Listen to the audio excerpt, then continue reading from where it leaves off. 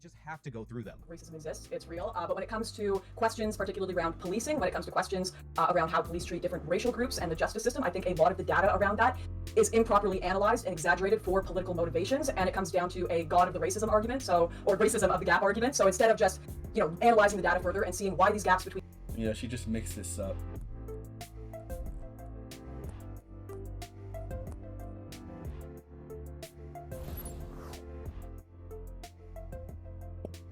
Okay, so we have this conversation. It needs to happen. It's pretty frustrating. There's a bunch of stuff that I've just been made aware of that's kind of blowing my mind. But anyway, apparently some right-wing nut job guy got together and made some video where he's kind of debunking our argument. I've heard about it. I haven't actually watched the video. People have said that he was attempting to take down, but he didn't really have a lot of strong logic going with himself. Like he really didn't have a strong, I don't know. He didn't have a strong... I don't know. They just said it was really horrible. It was really awful, and that I need to watch it, and that he's particularly aggressive. So I'm about to watch it and react to it, I guess, live, and we're gonna see how this goes. I'm expecting trash. Maybe I wish I kind of went in there open-minded, but I don't know. I think he started out the thing. He called us crime deniers. So I mean, I feel like we already know we're gonna be dealing with a complete idiot, but who knows? I could always be wrong.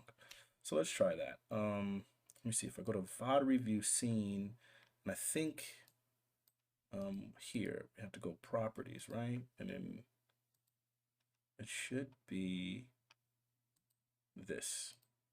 Here we go. Here we go. All right, let's watch this video and see how we do. Okay.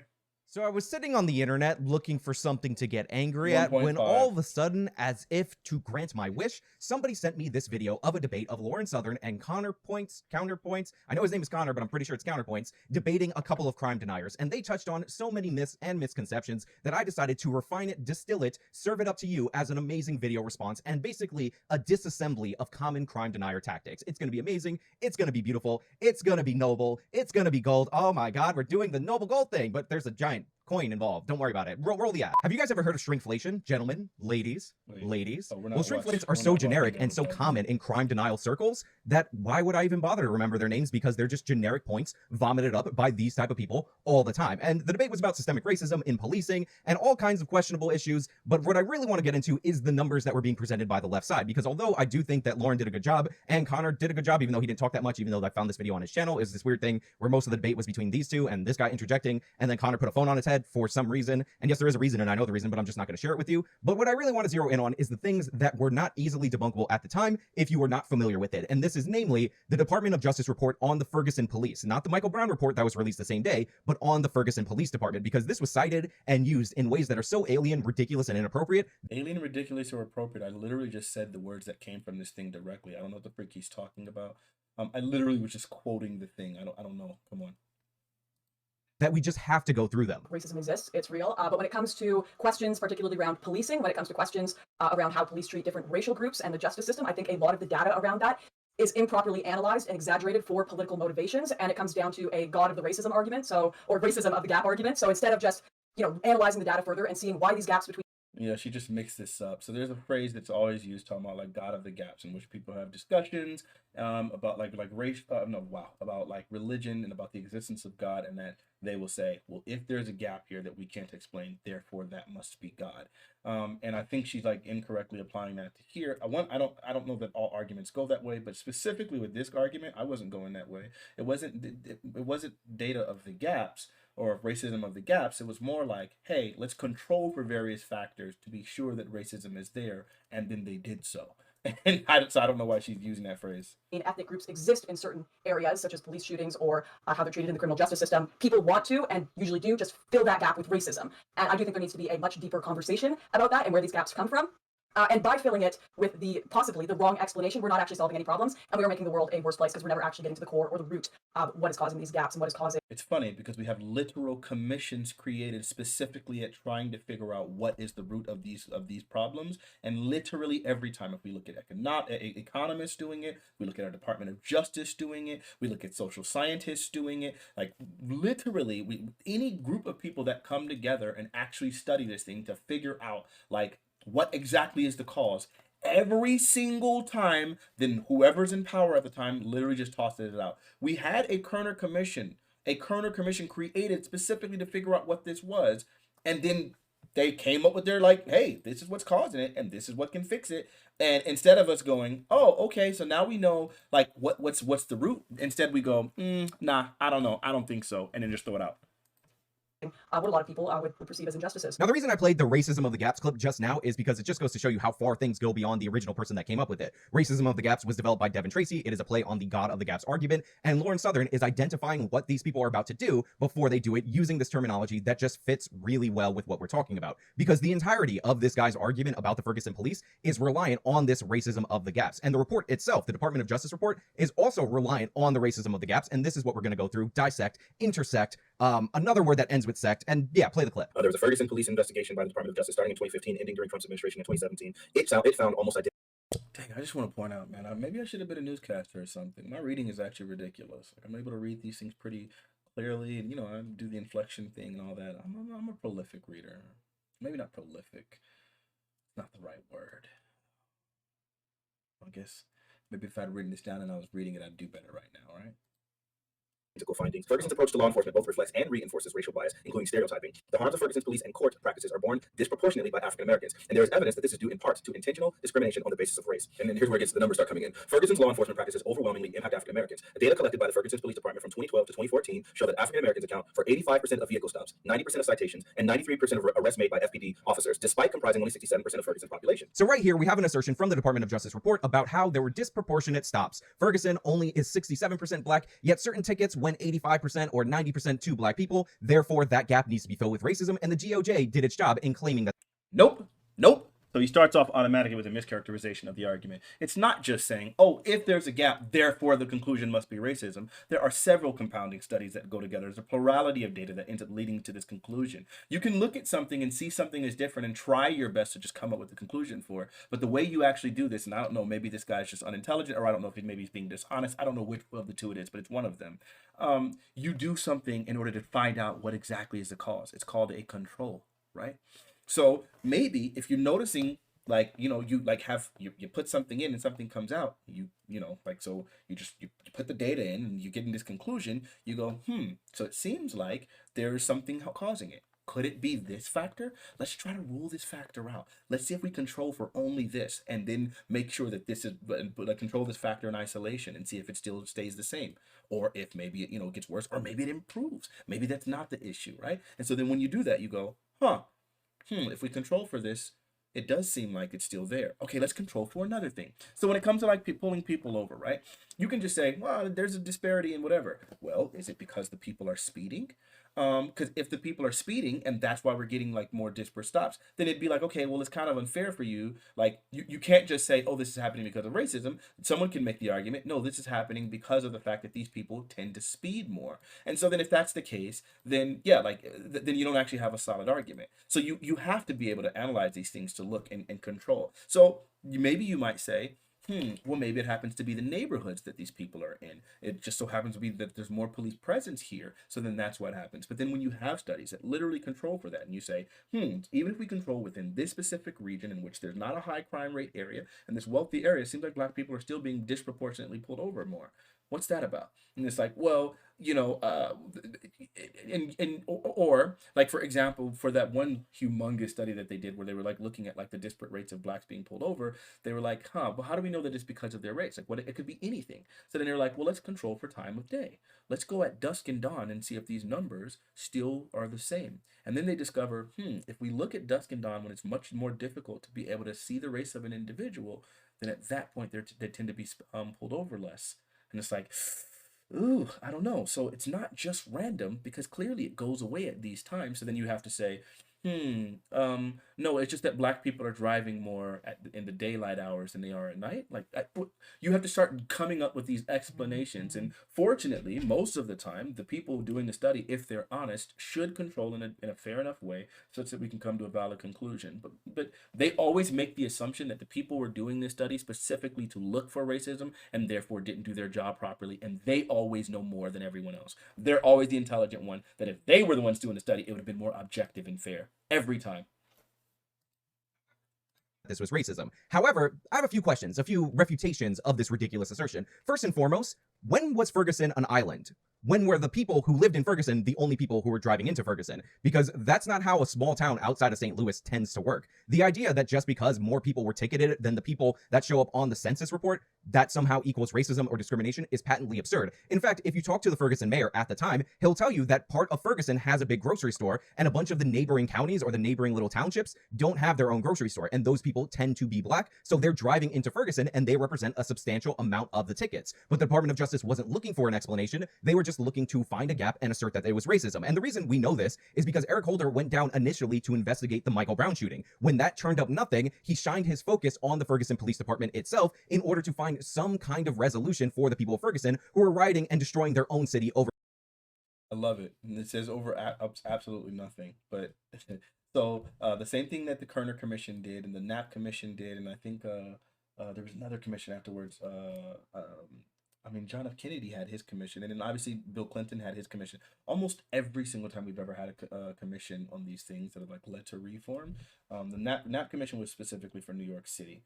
But several presidents have come up with specific commissions like aimed at trying to figure out what's going on with rioting and so on and so forth. Almost every single time we've had the exact same prescription, but this guy's clearly not well read on it. I read the things that were found in the various commissions that they were talking about. Even within our Department of Justice study, they were specifically citing economic opportunities, failed social service programs, and so on and so forth as part of the motivating factor behind some of the civil unrest. But I like it. He just wants to hand wave, dismiss it, and just be like, no, it's over nothing. Why even create the commissions? What could possibly get to do to a person like this who's intentionally being obtuse and refusing to acknowledge what's actually causing these things?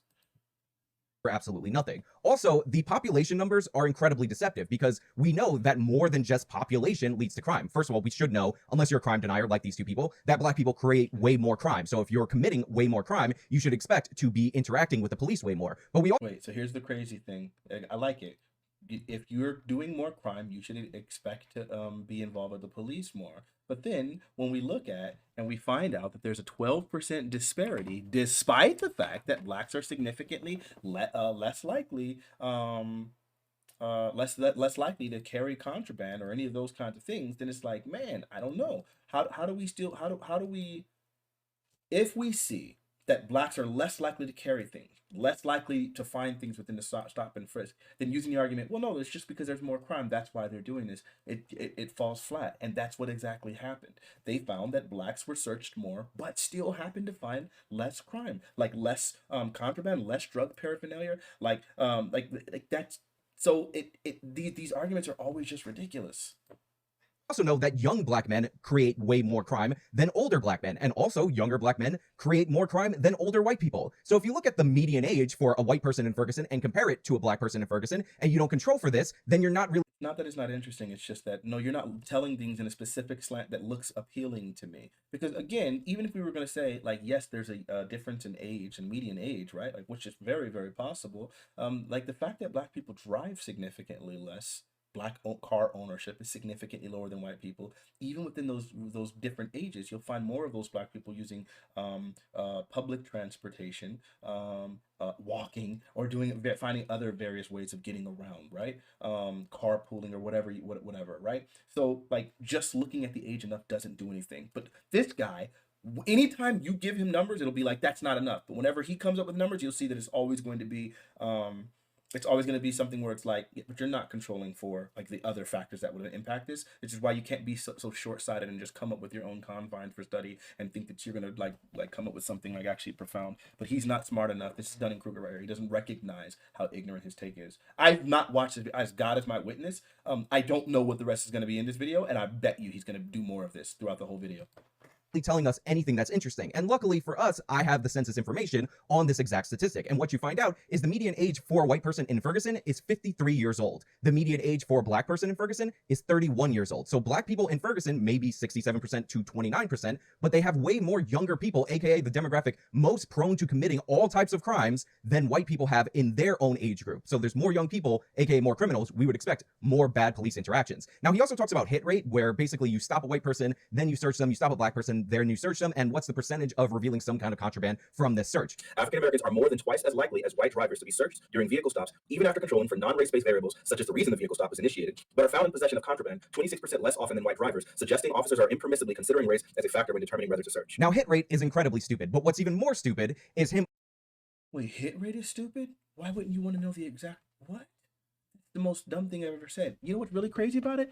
I would never have used the word hit rate. That's not what I would have ever used.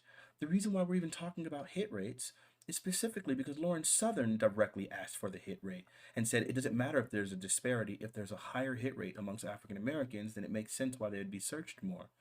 Only to discover, and I'll read it, African Americans are 2.07 times more likely to be searched during a vehicular stop, but are 26% less likely to have contraband found on them during a search. They are 2 times more likely to receive a citation and 2.37 times more likely to be arrested following a vehicular stop. So I don't know what she's freaking talking. I mean, I don't know what he's talking about. If hit rates are so terrible, he should be chastising Lauren for being not Lauren Southern for being the person to bring up hit rate specifically and ask for that if it's such a terrible thing to do. Asserting that this controls for the reason why people were stopped in the first place. Even after controlling for non-race-based variables such as the reason the vehicle stop is initiated. Yeah, it does not matter why people were stopped in the first place. This is like saying that Michael Brown was shot because he was stopped. The saying that it doesn't matter why people are stopped, that's such an ignorant take. Say we find out that we're stopping people because they have a tail light out. So we're stopping people because they have a tail light out, but we still found a reason to search their car instead of giving them a fix-it ticket. Having that sort of information is really important, right? Wouldn't you want to know why they decided they needed to search a vehicle? Like, that's so ludicrous. How could you be this short-sighted? This dude is ridiculous. Under suspicion of a strong arm robbery, which he did in fact commit. That wasn't why Michael Brown was shot. The fact that he punched Officer Darren Wilson, went for his gun, which is indicated by the thermal burns on his hand that only occur when you're inches away from the gun, then fled, then was charging Officer Wilson before he was ultimately killed. These are all more important factors than whether or not Michael Brown was initially being stopped for strong arm robbery, which he did in fact commit. So the stop controlling thing, completely irrelevant and totally garbage. What you need to control for is whether or not these searches were consented to or not consented to. And the reason why this is incredibly important is because if white people refuse searches more, that means... Let's see if he actually if there's any study talking about who consents to searches more or less. Let's see. Does he have that? No, he's just coming up with a random confine because it can't be proven. And so then it's like, since you don't know, then no one knows and this data is useless. Every search of a white person is more likely to have probable cause. And we know when you have probable cause to search a vehicle. It doesn't exist. I thought so. So he's just literally coming up and imagining an idea of like, hey, maybe this is it, right? It's the same thing where you find people. I remember I was arguing with that one cat, and every single thing I ever gave him, he would like literally just be like, well, what if it's this? We were talking about like differences in sentencing, and he was like, well, but what if it's like courtroom demeanor? Like, what if it's like their behavior? Or what if black people are resisting more? That's why they're getting charged and arrested more.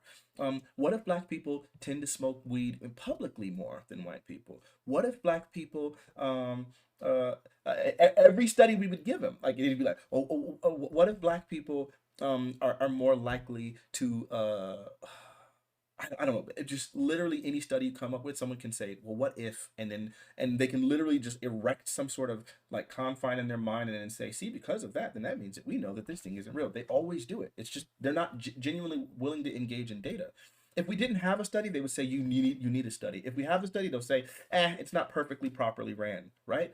Like, it's insane to me. Like, the fact that Lauren Southern referred to my freaking article as a dang art, I mean to this report, she referred to this report as an article. Like, you're reading an article, and it's like, this isn't an article. This is the actual report from the Department of Justice. What are you talking about? And then she was like getting her preprint, and it's like, her preprint, and it's like, nah, that's good enough. It's like, yo, it's not published. It's like, just because it's published doesn't make it more accurate. And it's like, well, Lauren, please. Your chances of yielding something with that search go up dramatically. There's no information in the Department of Justice report about this because they didn't control for this, because they were looking for racism of the gaps kind of argument. Also, and this is incredibly important, this doesn't factor in the role that CompStat plays in crime and policing. Now, CompStat is a very simple concept, and the best way to describe it is you're mapping crime geographically, and then you send officers and patrols to the areas that have more crime. Black people commit way more crime than white people. It's not even close. Their homicide rate is 6 times the homicide rate of white people. If you adjust for age, it's 5 times the rate of white people. It is significant Second, obviously you're going to direct resources to areas where there's more crime, or at least if you're logical in any way and not a complete doofus. Now, if you're doing a sting, let's say you're looking for, I don't know, drug purchases, because we're talking about contraband and this is the kind of contraband in a black neighborhood, and you're surveilling an area that's like a known drug dealing zone, what's the easiest thing to spot in one of those areas? Obviously, it would be a white person who doesn't live there that is there to buy drugs. So yeah, if you have an operation targeted to a black area and there's normal residents that live in that black area that have nothing to do with the drug dealing, you're probably going to get a lower hit rate when you pull over people under the suspicion of leaving that area. And since you need a justification to pull somebody over, you're really following. So stupid. First off, regarding his argument, this is insane to me. Like, we already recognize that the vast majority of people, even in incredibly impoverished neighborhoods and with like super duper high crime rates, or drug selling rates or whatever, like the vast majority of people still within those communities are not criminals, right? When we start talking about like a super duper high crime rate, it's like, man, if 10% of people in an entire community are like involved in like drug trades or whatever and so on and so forth, that's like an enormously high crime rate. That means the other 90% of people are not criminal. To then harass and treat all people as if they're like somehow criminal just because they happen to live in an area when we know how hard mobility is within this country is insane. And then to target just random people for leaving the community and follow them and trail them until you can find they make a mistake so that you can give them a ticket, so that you can search their car. That sounds like the most terrible kind of profiling. We see how unsuccessful it is and how dehumanizing it is and how much harassment it leads to and how it doesn't actually prevent the crime from happening. We've been increasing policing in these like, that's just crazy to me. And this guy just literally like said that with his chest, like, yeah, there's nothing wrong with that. What the freak? How, bro? People from that area until they commit a violation so that you can pull them over. This is why controlling for the reason they were pulled over is meaningless and likely to produce counter results. So hit rate is not a relevant measure of whether or not this policy is racially biased. Now, I would normally be pointing to the crime statistics in the city of Ferguson in order to buttress my points, but one of the problems with the crime statistics in the city of Ferguson is that they're really bad. And I don't mean they're really bad as in there's a ton of crime and it's really awful. I mean, they're really bad because we measure crime per 100,000 people and there's 20,000 people that live in the city of Ferguson. So if you look at their homicide rate, it fluctuates dramatically year to year, even though the raw number of murders are only fluctuating by 1 or 2 people. If you have 20,000 people and you're measuring homicide by per 100,000, 1 murder equals 5 murders there. You understand how this works. But one of the things I want to point to is that Ferguson is 19 minutes from St. Louis, and East St. Louis specifically. St. Louis is always competing for the murder capital of the United States of America. It's one of the most dangerous cities in the country, and their homicide rate is through the roof. That's what we're measuring when we're measuring the danger of that city. And largely, the participants in those homicides tend to be black males, and the victims also tend to be black. So the idea that in this much larger city that is known for its ridiculous level of homicide and violence, it's crazy. So it's like, here, look, here's a neighboring place that has these crazy statistics. Now, this place, Ferguson, doesn't have the same statistics, but let's just talk about a neighboring place. And now we can associate the two so you can say, see, we're every right as being, like, you know, as going ham in Ferguson. And it's like, wait a minute, wait, what? Do you understand? That's like as insane as being like, yeah, I think this guy is a criminal. Now, this guy's a criminal. So it's not too far of a reach to be able to say that maybe some of that stuff is within his family. So if some of that stuff could be within some of his family, then that means that his brother could also be a criminal too. And since his brother could be a criminal, then we should probably start investigating him and find out what exactly his crimes are. Let's start profiling his brother, right? And like, it's really insane to me. Or even worse, to be like, oh, his parents are most likely criminal too. It's probably a family business. And so now at this point, like, let's go ahead and start planting stuff around his family to catch them up, around his parents, just so that we can so that we can get all of them, right? Like, it's like, so wait, you just, first off, you say this place is bad, then you say, well, this place is kind of close to this place, even though they're not the same and they have clearly different statistics. And it's like, but so like, yeah, these things are like, they're probably carrying over. There's a lot of intersectionality here, or intermixing, or whatever the freak word you want to use. And so like, yeah, let's just go ahead and look and see now. And so then let's start applying this pressure to Ferguson. It's like, no, if you got extra pressure to be applying, apply it to the place where it's the most dangerous. Go to St. freaking Louis. Like, this is so insane to me. I don't know how this guy's brain works. It doesn't work. That we wouldn't be able to carry over some of those demographic trends from an area that's generally within the metropolitan area is ridiculous. So we know that black people commit more crime. Even by the Ferguson rudimentary numbers, we know that they commit more crime. And we shouldn't be surprised to see this represented. Oh, he just moved past that. Are you saying the dogs are racist? That was the stupidest thing of all time. Oh my gosh. That was so wild. But we already addressed that in the previous video. You guys know. That was mind-boggling to me. In police activity. It says in every canine bite incident for which racial information is available, the person bitten was African American. City officials have frequently asserted that the harsh and disparate results of Ferguson's law enforcement system. Whoa, are you saying the dogs are Percentages racist? are terrible.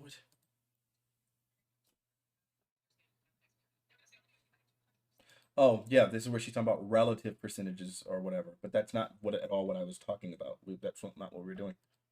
Okay, what year was this study again? I need to know the year. I need to know what study this is so I can look at it, because I need the audience to understand. It's linked. Okay, I need the audience to understand percentages are a terrible way to observe data. So if you're in a town and you have 0 murders 1 year, and then you have 2 murders that happen over a year span in your town the next year, they're going to say on the news, we had a 200% increase in murders, and all of the murders are against white people. So let's say 2 white people. 200%. No, it's important, because we need to actually look at the effect size of what racial bias was there. We need to see the difference. We need to see the population size. We need to see the effect size is what is important in data, not the percentage. Before we continue to posture, let me make sure that you understand here. Now, this is why I like Lauren Southern, because she's thinking as information is being sent to her. And she, like me, when I covered the 100% of dog bites against suspects were done to black suspects. Well, that's why this dude is sucking her so hard. Like, he was like trying to farm her for content. It's got to be it. Because he knows this logic doesn't make sense. Thought that was a little odd, a little strange, and she starts asking for the raw number of dog bites on those suspects. By the way, if you like the idea of me having a conversation with Lauren Southern, that's actually going to happen September 2nd on this channel and on her Twitch channel at 3 p.m. Look, let's ignore this 14% dog bites part. Let's read this. The report found that 88% of times in which Ferguson police used force, it was against blacks. 88% of times. And here's another crazy thing.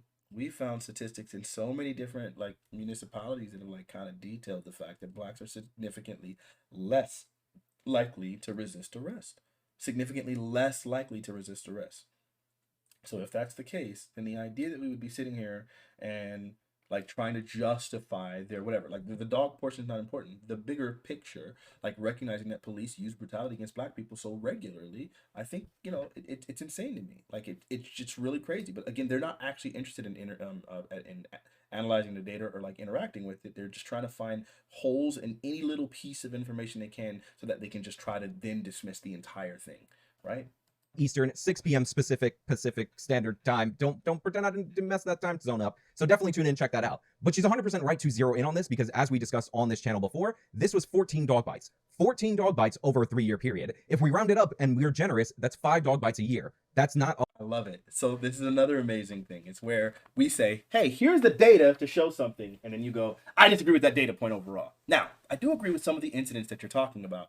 But, you know, that's just incidents. But so then it's like, okay, great. So you do disagree with these incidents. Okay, so let's try to collect these incidents into data so we have a consumable form to see if this is something that's a problem. It's like, I don't like the data. I don't like data. No. It's what?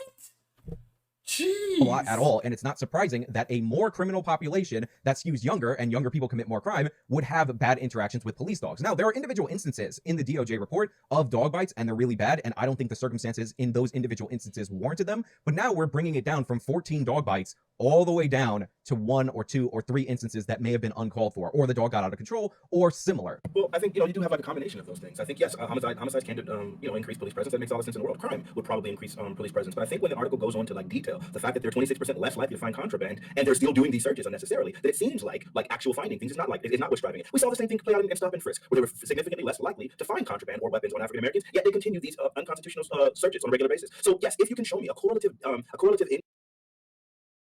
you know that they have like studies that like literally detail the fact that they can like that even in other non-crime ridden regions, black people are treated worse, right? What? And again, when we start talking about hit rate and we find that black people are less likely to carry contraband, but you're still doing that, and you're aware that black people are less likely to do it, then it sounds like you're doing so because of racial bias. Increase, like that there's a crime increase and there's like police presence increase, we would be able to see those things. So yeah, this is total nonsense. And what's great about this is that when he's being backed down on these points, he reaches... It was measured in terms of hit rate. Like they literally measured it. We have data that specifically says blacks were less likely to carry contraband. They were less likely to find contraband. What? For an NYPD point about stop and frisk. And he talks about how there's no connection between the crime statistics and the level of stops under stop and frisk. And then he mentions the hit rate because, again, I don't know where this hit rate idea comes from. Maybe it comes from the reporting, but the stop and frisk program was never measured in terms of hit rate. Stop and frisk was about shootings and illegal guns. And the peak of minority stops, blacks and Hispanics under stop and frisk, was about 84% in a single year. The minimum amount of suspects that were involved in shootings in the last 20 years. This is where that problem comes, man. It's like, say we found out. I'm going to give you a perfect example. Say we found out that the vast majority of domestic terrorism within the United States was white people, right? Say white people make up, I don't know, 85% of domestic terrorists, okay? Like maybe in the United States of America, right? Do you understand how insane it would be to then say, so this justifies us searching every white person for and assuming that they're a domestic terrorist? It would be racist as hell. We wouldn't ever use such a super hyper minority of individuals, right? Like, and then say you represent the whole.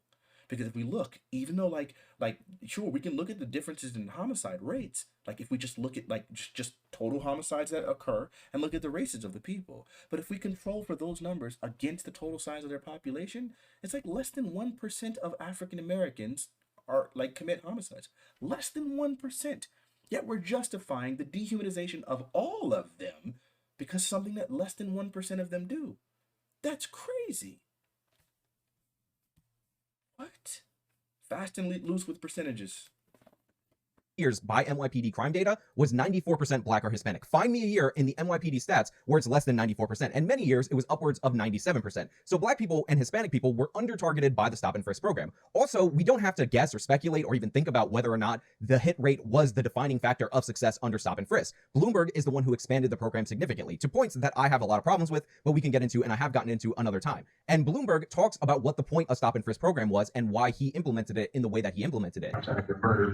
Murderers and murder victims. It's 1 MO.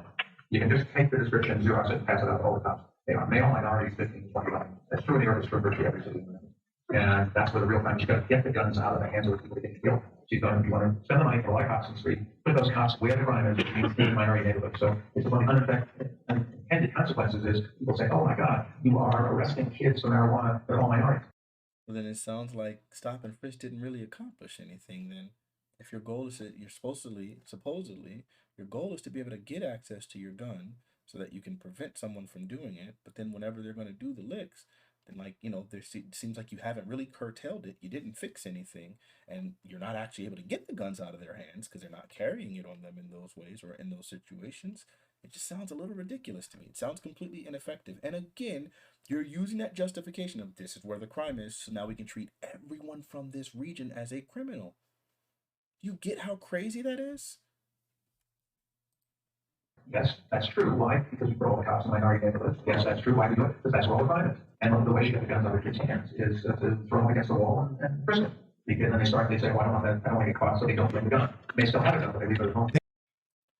By the way, just because you can't say that they're more likely to carry guns. It's just maybe they're more likely to use them because they're more likely to be in like violent altercations or something like that. You don't know that they carry guns more so than other people. Look at it. Look at an open carry state like Arizona, where white people outnumber black people by quite a bit, and they carry guns by quite a bit. But that doesn't mean that their homicide rate's going to go up necessarily. I don't think that the presence of gun increases homicide rates. At least I haven't seen any data to suggest that. So again, this whole thing is just fail. It doesn't make any sense. There it is, from the horse's mouth. The program was designed to deter carrying of illegal guns. So getting less guns per suspect stopped in the demographics most likely to be carrying guns is a measure of success of the program, and these people are taking that, turning it on its head, and saying that it's a measure of failure. Now, as I've said multiple different times on this channel, the increase in the raw number of stops under Michael Bloomberg, I don't think were justified. I don't think you can follow the Terry standard when you're stopping that many people. However, even though they're not justified stops, that doesn't necessarily mean they're racist, because again, what the NYPD does, and they're better at data-driven policing than any department in the country, is use CompStat. So they're going to the areas where there are shootings and trying to deter people from doing the shootings. And since 94 to 97% of all shooting suspects in New York City are black,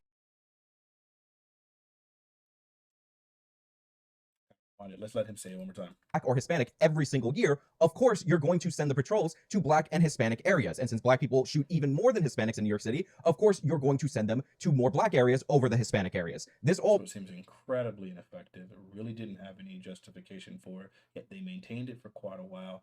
And we can see how harmful and dehumanizing the experience was for whatever, and who bore all of the problems that came from it was African Americans predominantly. It's really crazy. At least you can admit that it was a real big problem. It was a failure. It didn't make sense. So it doesn't make sense.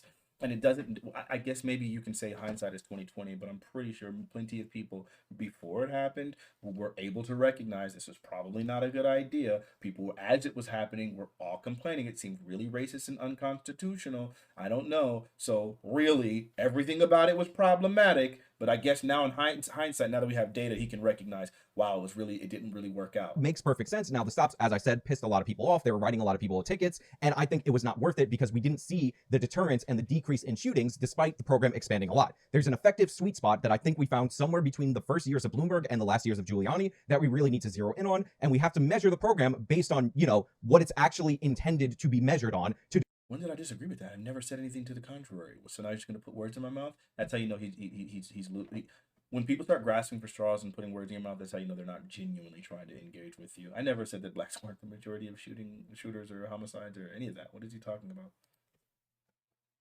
Determine whether or not it was a success. But yeah, the crime statistics that drive it, shootings. Overwhelmingly, undeniably, year after year, Black and Hispanics represent the overwhelming majority of the shooting suspects. Totally wrong on that, total lie by this guy on that, and absolutely nonsensical. Lauren, are you familiar with the Nature study that draws comparisons between the arrest rates of Black and white drivers during nighttime and during daytime, when it's possible for the police officer to discern the race of the driver of the given vehicle? No. Okay, so what the study, I will link it to you in just a minute. What the study basically comes down to is that when it is bright outside and the police officers are able to discern the race of the driver, there is a very large discrepancy between the pullover rate of Black and white Americans. Obviously more Black Americans are pulled over, but upon nighttime when it becomes harder for police officers to discern the race of the drivers, that discrepancy shrinks massively. Now, the next thing they try to get into and argue over is traffic stops. Traffic stops, traffic stops, traffic stops. And as I pointed out multiple different There it is. So it didn't include about people who were on the road. So do you have data that suggests that Black people are more likely to be on the road at nighttime? I'm sorry, during the daytime? What? times on this channel, the traffic stop data that they are using was not intended in any way, shape, or form to show what they are claiming it's showing. What they say is that Black people are less likely to be stopped at night versus the daytime. Therefore, this is based on the cops seeing that they're Black, therefore racism. But here's the thing, the data only includes people who were. He has no data for this. He just came up with it off of the top of his head and is saying, see, so it could be that. Actually stopped. We don't have any data at all about the percentage of Black people who are on the road. And by the way, the disparity is 5 to 10%. So it's not this dramatic disparity in Blacks daytime versus nighttime. And since we know that statistically Blacks and whites behave significantly differently from one another, it's not too crazy to think that the difference of 5 to 10% day versus night could be just due to the fact that 5 to 10% more or less Black people are driving. Oh, this is information. See, something good comes from, look, a broken clock is right twice a day. This dude just gave me some information. A year later, state officials admitted troopers practiced racial profiling and agreed to reforms, including monitoring the race of motorists stopped by troopers to avoid a Justice Department lawsuit. Wow. Huh. Wow, that's crazy. This was in 98. At the time periods of the nighttime. This is not controlled for in this study. And if you say it's impossible to do that, if you say that I'm asking for data that just doesn't exist, you're 100% wrong. Because in New Jersey, they actually had a consent decree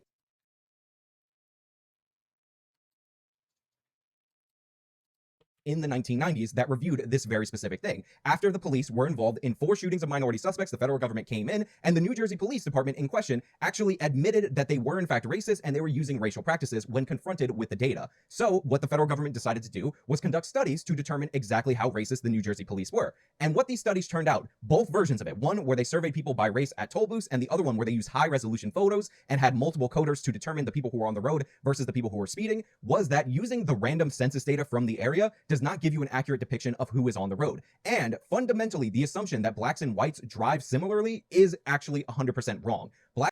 Wait, what? Prior studies, I need this study. What's this called? Prior studies have often measured racial profiling by comparing the racial and ethnic distribution from police stop rates to race and ethnicity data obtained for regional census counts. A more appropriate strategy for reducing benchmark values, however, may be to determine the population of drivers or the population of traffic violators. In taking this approach, the current study surveyed drivers at toll booths along the entire stretch of the New Jersey Turnpike to obtain self-reports of race and ethnicity. For drivers who refused to provide self-reports, race and ethnicity were based on researchers' observations, bringing the total number of drivers in the study to 4,656. Based on toll booth locations, racial and ethnic representatives were estimated for different sections of the turnpike. A turnpike speed survey was also conducted to determine the racial and ethnic characteristics of speeders on the turnpike. This was done by measuring speeds of a sample of vehicles on the turnpike while capturing high-resolution photographs of the drivers. Trained coders examined each photograph to determine the race or ethnicity of the driver. Vehicle speeds were used to determine whether the driver was a speeder or non-speeder. Benchmark values from these two studies were then compared to police stops by state troopers who patrolled the turnpike. The results showed that the racial composition of speeders differed from non-speeding drivers and closely approximated the racial composition of police stops. The proportion of speeders identified as black reflected the proportion of black drivers stopped by police. 7 tables, 1 figure. Okay, good. I'm going to read that study. I don't know that says necessarily that black people are more likely to be on the road at night or daytime. Like it seemed like what he was saying that it would do, and it didn't. Black people were And 64% yes, there more were so likely to many speed areas in where the this thing could go completely wrong. People don't provide race data. We'll just assume the race of the individuals. We're just looking at the high res photographs and hoping that we capture the race of individuals. There's just so many things that can be wrong about this. But sure, we'll give it to you. I guess let's just ignore all of those things and then say maybe that the race, the speeders difference, maybe it does correlate. I should look at this. They thought they were. They admitted that they were. 65-mile-per-hour zones that they were conducting these surveys on, way more likely than white people. They also came in a lot from Pennsylvania. So using the census data, which all these do Please show me, please link this study. in comparing traffic stops to population, was not accurate as a predictor of who was on the road. And in fact, when they boiled down this study and they compared what the driver makeup of who was actually speeding versus who was on the road to all these different predictors, what they found is that the most accurate predictor of who was on the road and who was speeding more were the police citations themselves. So this study that the police in took 2015, it was released in 2017. on and agreed to and admitted they were doing racial profiling proved not once but twice that the police were not racial profiling, even though they thought they were, based on the fact that they were pulling over so many more black suspects. It turns out black people speed way more regardless of age and all those factors. Older black people speed more than older white people. Black women speed more than white women. Younger black people speed more than younger white people. Proven out beyond any shadow of a doubt. And what's great about this is that unlike the other study on Ferguson, where he says it was released in There we go. Let's find this. Let's look this up. I just got to find it so then I can move on. Now I'll probably read this later on and go on. And then address it. And okay. Release controversial racial speeding study. If we can find that.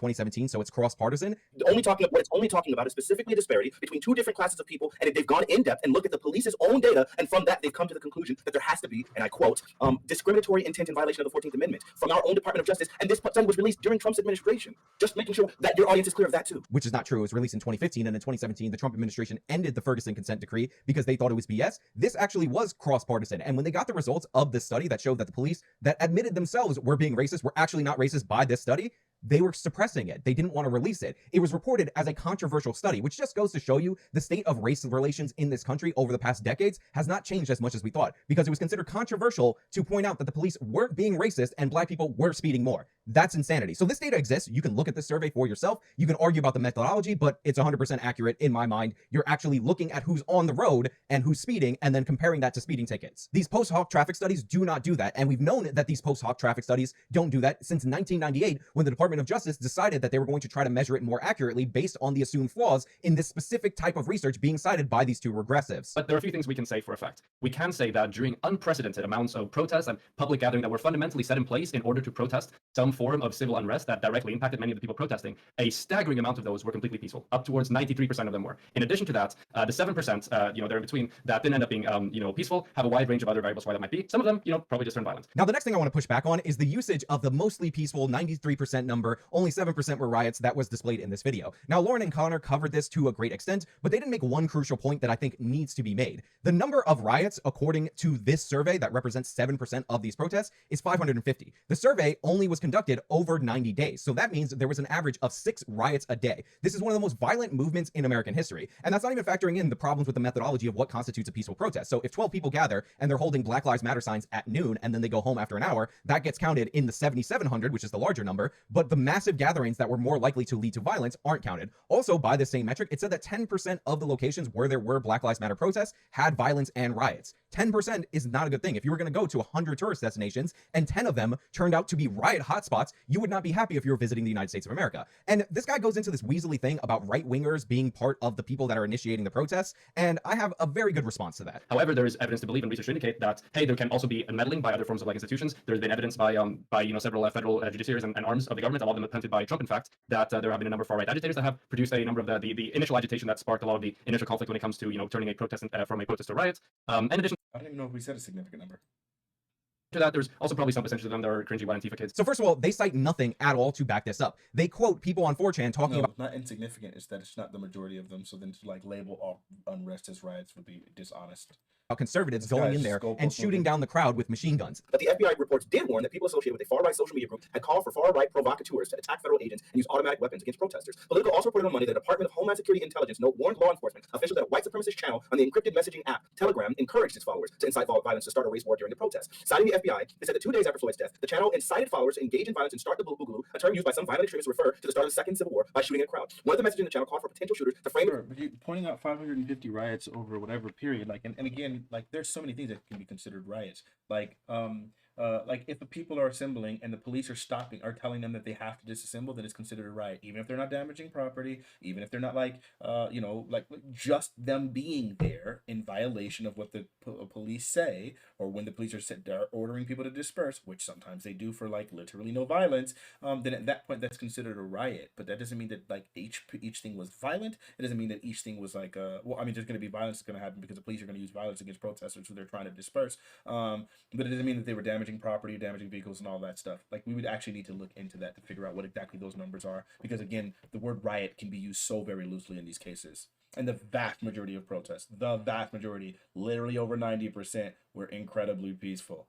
crowd around you for the violence, the note said, according to Politico. On May 29th, the note said suspected anarchists, extremists, and militia extremists allegedly planned to storm and burn the Minnesota state capitol. This never happened. So the idea that somebody online suggested something, therefore a significant portion of the riots were caused by right-wingers, is absolutely insane, and they were mocked for asserting that. But I need some proof, and I need the number to be significant, because remember, 550 riots, 6 riots a day, 6 Black Lives Matter riots a day, was not considered significant by the Swede who's watching it from way over the pond. So I'm going to need something that shows that of the riots, a significant number of them were started by right-wingers, and that number is 44 out of the 550. And the way I arrived at that number, since That's 7%... really stupid. Like he's throwing in all this random nonsense, right? Saying $2 billion over X amount of time, right? Like, there could be one riot, right? Like the LA riots. It wasn't like a whole bunch of them, but the LA riots in 92, I believe it was one of the most damaging riots in this country's history. It wasn't a bevy of riots. It was just one, right? So, yes, there was a bunch of riots. We saw the literal largest amount of large-scale protests happening in the history of the country, in the history of everdom, right? Every single state saw protests during this period, during the long hot summer of 2020. Every single state. So, yes, if a bunch of those, even if 550 states ended up doing whatever, and you want to talk about $2 billion, I guess what would be the math there? I guess it'd be, what about, I don't know, I'm slow today. Would it be like, would that be about 40,000 per state? I don't know. About $40,000 in damage per riot, I think. I don't know. It's probably somewhere around there. is insignificant, even though it's 550 riots that cost $2 billion worth of damage in the United States of America. Billion. This is why you don't interact with numbers in that way. It's so awful. We said billion, so no, it would not be for 40,000. I think it's like closer to 4 million. That sounds impossible too, though. It would be 4 million, wouldn't it? 4 million times 500, wouldn't that be 2 billion? I believe so. Jeez, billions are so ridiculous. Which is horrific. That's insignificant, so I need 8%. 8% of the 550 would be 44. So when this guy has proof that 8%, 44 of the riots were started off by right-wingers, then I'll come talk to him. Then I'll take him seriously, because he said 7%, 550 riots, not significant based on this mostly peaceful thing. Again, by the way, that was only over the 90-day period from like the 29th of May to something like the 28th of August or something like that. I'll link it in the description so you guys can look it over for yourself. Absolutely absurd and ridiculous. Every time they use that 7% number, you need to point out that it's 550 riots over a 90-day period, which is more than 6 riots a day. If you want another analogy, I'm a huge huge baseball fan. There's 162 games in the Major League Baseball season, 30 teams, so that would lead us to 2,430 games per season. If 7% of those games devolved into riots, that would be 100. Right, but you would have to be measuring it to violent crime, and you'd also need to be measuring it to resisting arrest. There's so many other things you would need to be able to come to these numbers. Literally just saying, well, they do more crime, so they should die more. Officers are not supposed to be judge, jury, and executioner. So there needs to be like resistance to police. There needs to be like an active, violent thing happening. It needs to be in the interest of like protecting someone else. They need to be armed. There's so many different things that need to come in here, and he's just as reductive as he can be. I don't even think he's trying to be dishonest here. I think that's just how simple his brain works. 70 baseball games spread out over 6 months, not even over 3 months like the Black Lives Matter survey covers. And if we had riots in 170 baseball games per What a brainlet. Like it's really crazy to me how bad these people's brains work.